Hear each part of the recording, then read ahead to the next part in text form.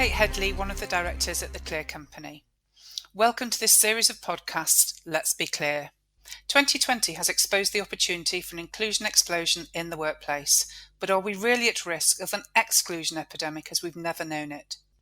The Clear Company's team of consultants, specialists and our expert panel discuss and debate the realities of personal and professional life through the equality, diversity and inclusion lens.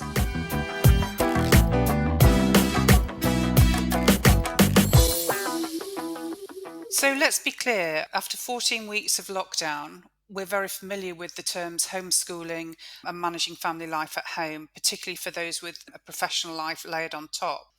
But is it as complex as it seems, or is it actually more complex than publicity would have us believe? We're joined today by Jenny Hind, one of my colleagues, mother of 3, governor of school, organiser and planner of Park Run, manager of 2 dogs and small stable yard. But apart from that, Jenny, perhaps you'd like to share with us some of your experience over the past 14 weeks. Thanks, Kate. And let's be clear, the super parent doesn't exist. I may have tried hard at the beginning of this lockdown to be the super parent, to do it all, but I realised very quickly that that was not sustainable. So I think it's fair to say it's been a learning curve for us all. Thanks, Jenny. I remember one of the quotes that will live with me for a lifetime is when you said on a recent conversation with colleagues that you'd gone from that dedicated homeschooler to trying to prevent your children coming out of this completely feral. Perhaps you could share a little bit of that journey, and adding in, of course, the dimension that not only have you got 3 children of different ages, but you've got your middle child, of course, has disabilities that have had to be managed during this as well. Yeah, absolutely, Kate. I think, keeping a sense of humour through this has been so important for us, for all of the family, to trying to see the positives and the funny side of it at times. But just being honest, it's been a really challenging. We're now in week 15 of lockdown in our house, and none of my children have gone back to school at all. So, we are still very much in the midst of it. So it's been very different for each of my children. So my youngest is only 6, so obviously that's an age at which they need a lot of support. They need help to even read the questions that they're supposed to be answering, and they certainly need motivating to be able to do the work that they've been asked to do. My eldest is first year of secondary school, so fortunately a very independent character. Like to say she takes after her mum, so she's done an amazing job of cracking on with the work that she's been asked to do, but equally has really struggled in terms of not having access to her friends and not having access to that social life. And she's an avid swimmer, so not being able to go to the pool has really impacted her. And then it's without a doubt the biggest learning curve for us has been our middle daughter, who has a very recently diagnosed genetic condition, because right in the midst of all of this, after more than 8 years of genetic testing, we got an out of the blue diagnosis for her of a very rare disease of which she's currently 12th in the world to be diagnosed. So that's added a whole other dimension to it as well. And really understanding what special needs teachers do to be able to help children with disabilities to learn and to reach their full potential has been so eye-opening. When I was looking at how to help my son, my youngest, learn to read and helping him with his times tables and everything else that year 1 children do, I knew what to do pretty much. Yes, there's some new terminology and some new concepts, but overall I knew roughly. I could teach him to tell the time, for example. But when it came to my daughter with disabilities, I had to literally start from the beginning in terms of being able to help her to take the kind of tiniest steps in terms of her learning. You have to break everything down to a minuscule level, and you have to repeat.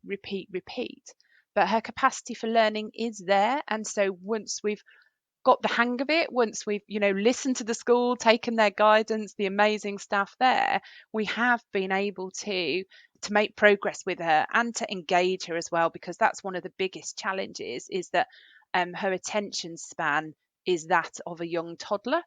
For those who've had children, you'll understand what that means. So doing everything in short bursts is really important, and just having the patience of a saint at times, just to go over the same things time and time and time again. So yeah, balancing the needs of the three of them has been, yeah, interesting to say the least. I'm sure, and knowing you well enough as I do, I know the benefit and importance of routine and predictability is absolutely key as well, and making sure that you keep that family balance going.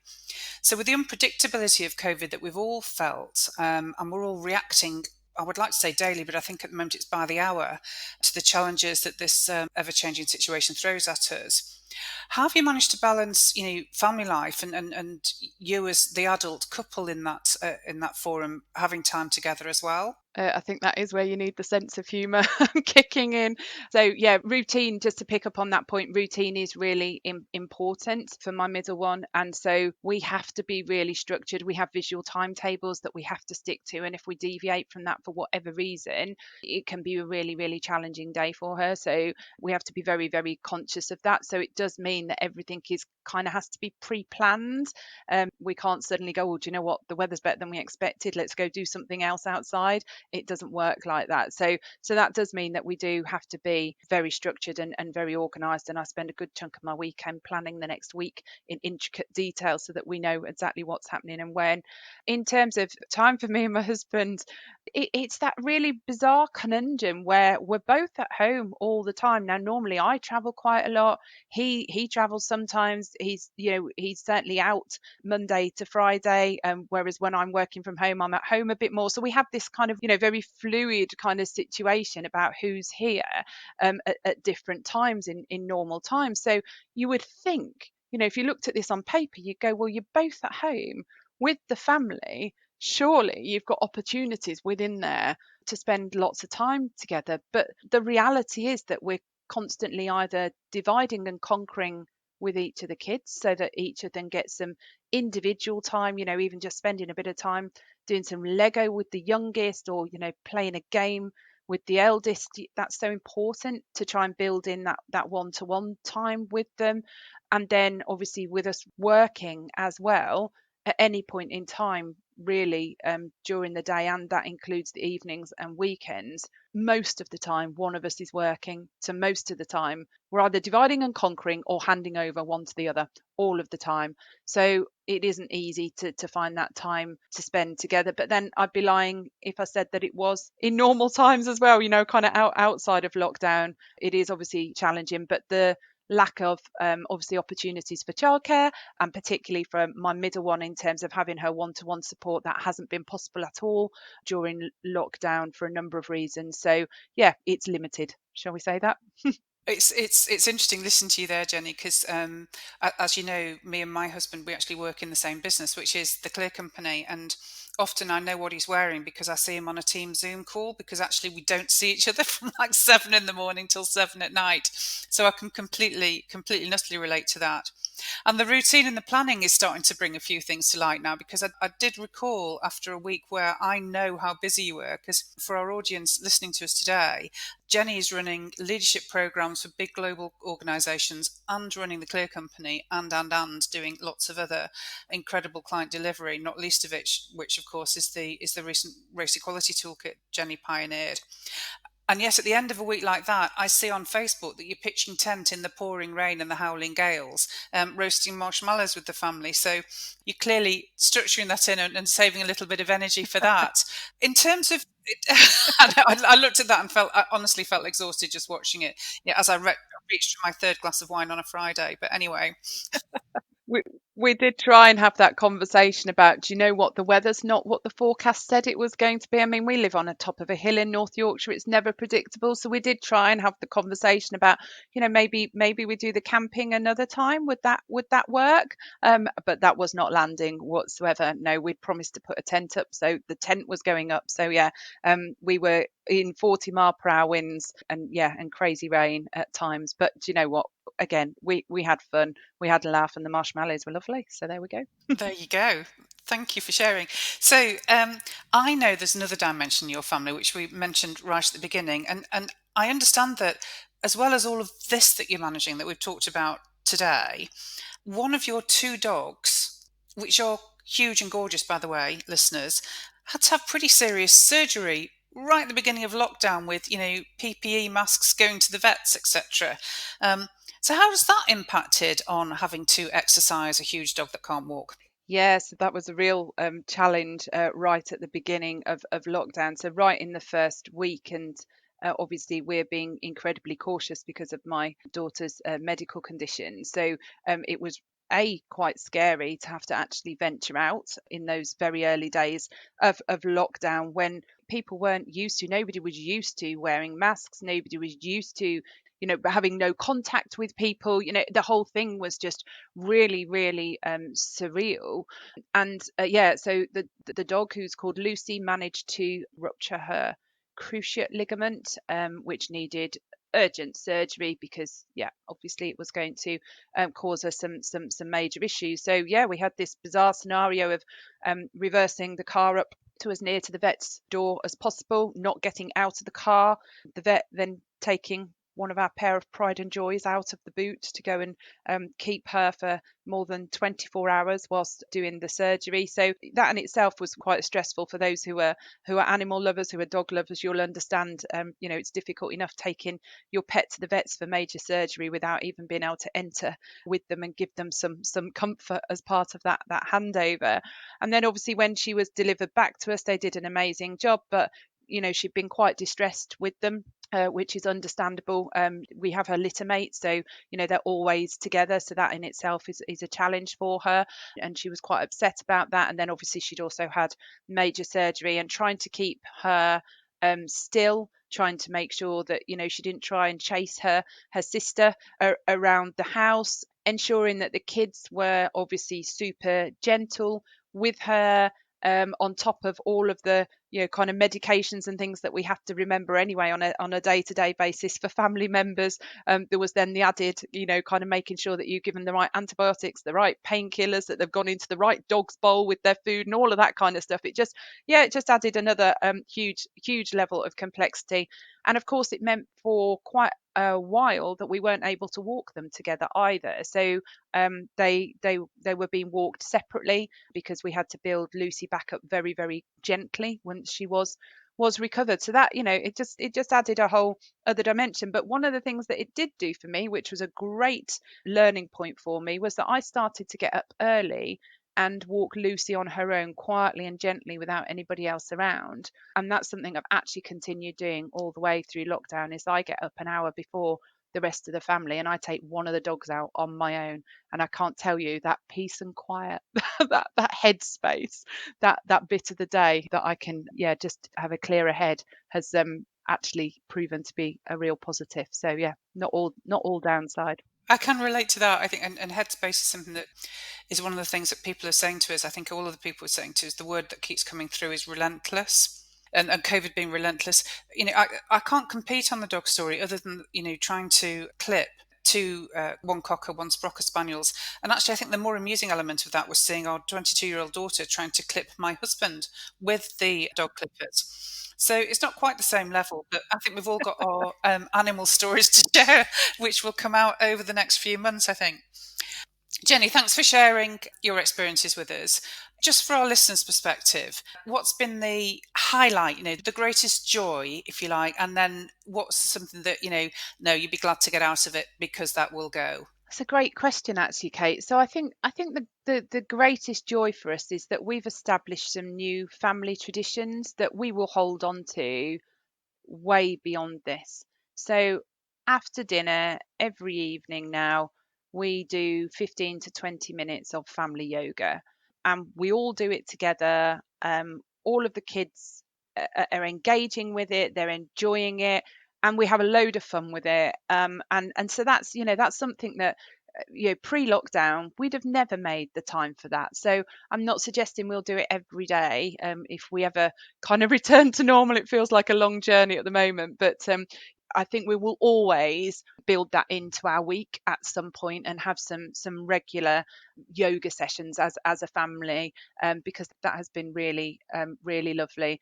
it's also been a genuine pleasure to see my kids learn in a way that I don't normally get to see. They come home from school and you might see some of the work that they've done, or they might tell you about it, but to actually be part of that journey in a more structured way, much as it's been challenging, there's also been some really, really brilliant moments where you finally see the penny drop on something, and yeah, to see that delight in your child's face when they're really pleased with what they've managed to achieve. So I'll never forget, and I'll always be grateful for that additional time with my children that perhaps I wouldn't normally be able to have.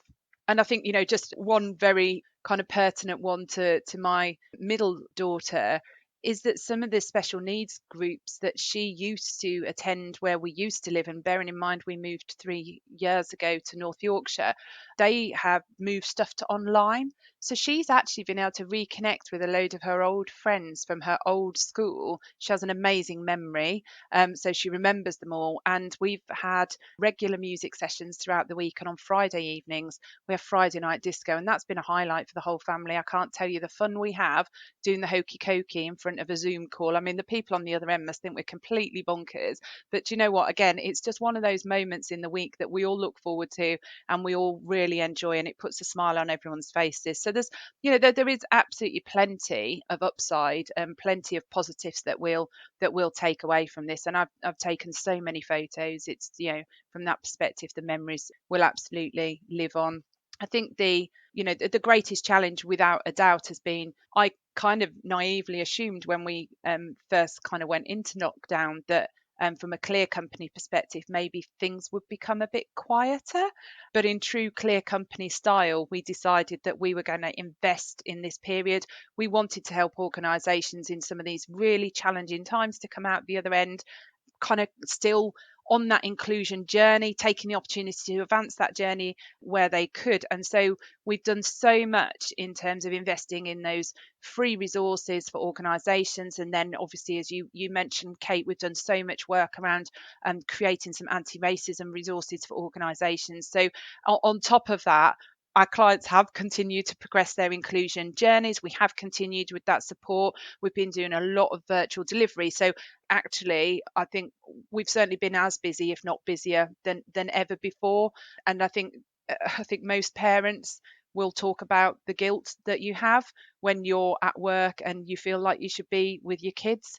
And that guilt is massively heightened when your kids are at home and they're downstairs and you're delivering a workshop for 3 hours, and perhaps you can hear one of them crying, or you know that something's not quite right with them, and you can't just walk away from what you're doing because you're not the parent on duty in that moment in time. But I think that not being able to be there for everyone all of the time, whether that be your work colleagues, your clients, or your family, it's always a challenge. But that has been the most challenging element of the past few months for me. Yeah, I can only imagine, having only one daughter, as you know, and remembering back 20 years ago to those days when you were at home, and that stretch of feeling that you weren't doing right in either place, really.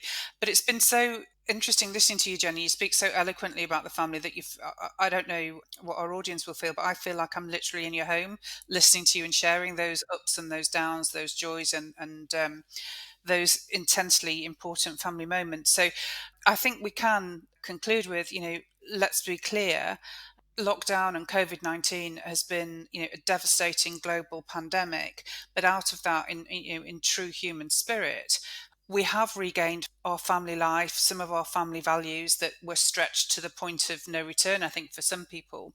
And whatever else we take out of this, let's take that learning and, as you say, keep in some of those routines, and maybe by the end of this I will be able to beat my husband at backgammon, and my daughter might be able to do so too, but it's not looking great currently on that front.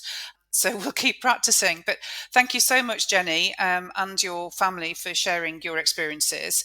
And for those of you listening and enjoying that, we've got a podcast series to follow, which will follow Jenny's example of providing that open honesty into the very soul of the individual, really, so we can all just feel okay about how we feel ourselves. Thank you.